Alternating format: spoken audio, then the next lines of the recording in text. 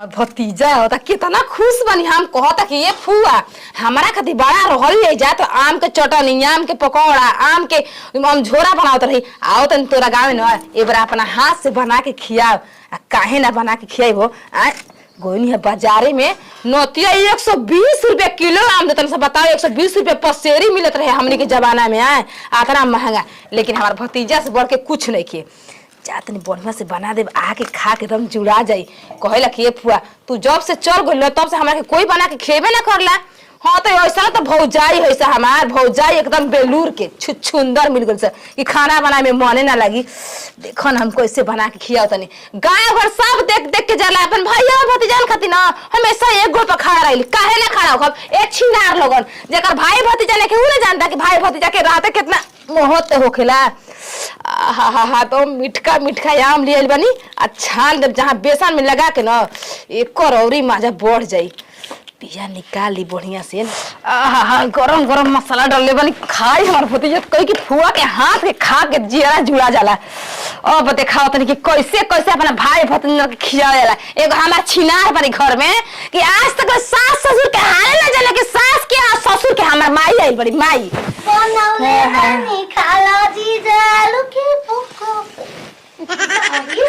आ गइलू गमक गइल घर में गमक गइल छिनार। तार माई के भतारा तो ओकर खातिर बनाओ तनी आम के पकौड़ा आम के ठीक बा। पिताश्री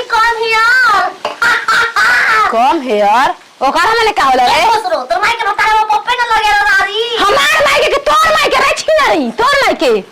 तोरे माई के ना तू न कहले तोर माई के रारी। हय के छोनाटा देख ल काट न के खच दे उतर जे डाल दे। ओय हो माई न के धके खच दे ना खा खोच दे। ई काहे के बनौले हौ? हय देख अभी के बड़ा प्यार से पूछ ले खाए के हमें हैं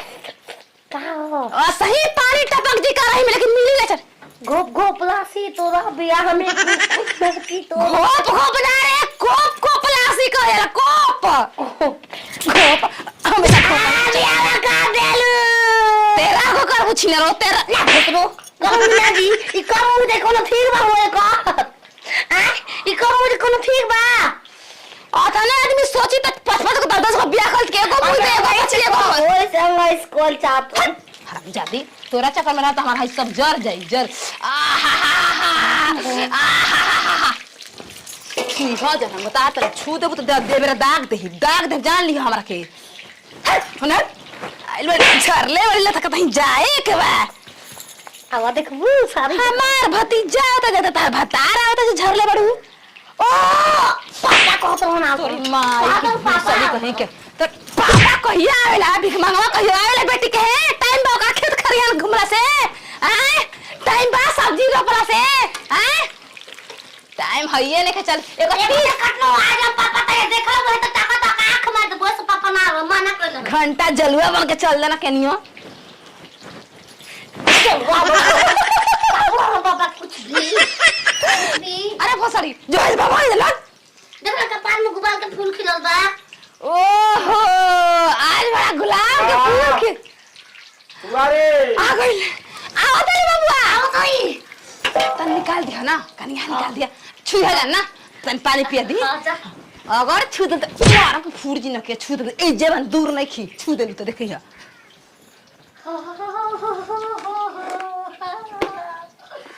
प्यार किया है तुमसे प्यार करेंगे एक जन्म का 100 जन्म प्यार करेंगे।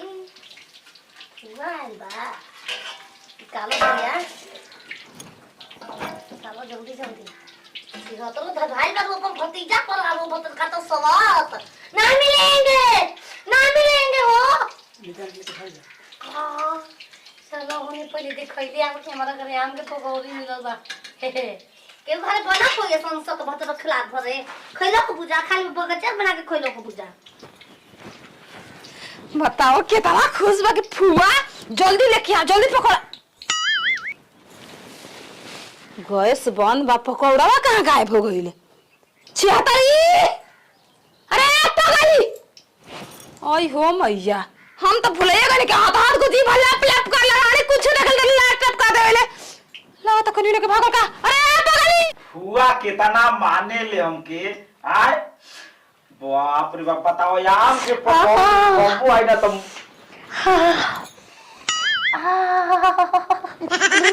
आँखों में नींदे न दिल में करार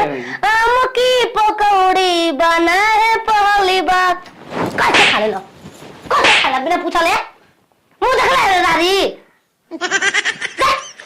ला साला भाई का आ गया कौन की अरे छिनरी त मरली काहे हमारे घर ऐसे ज बता लो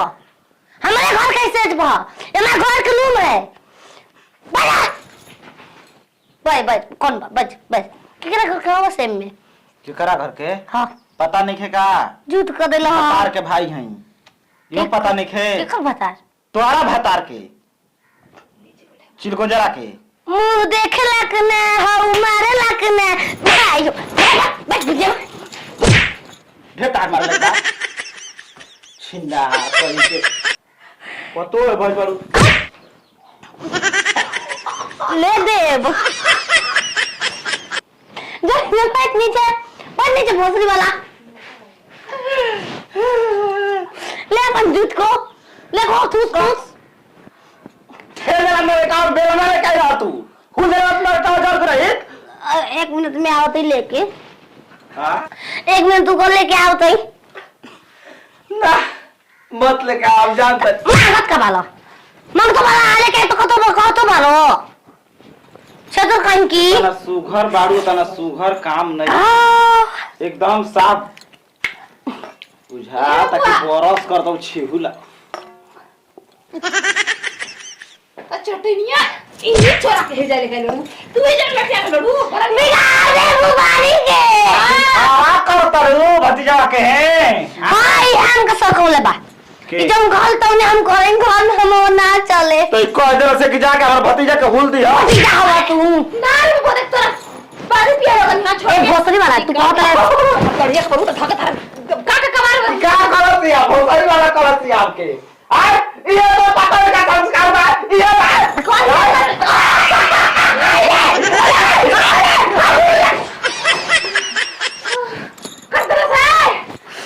छोड़ का पता हां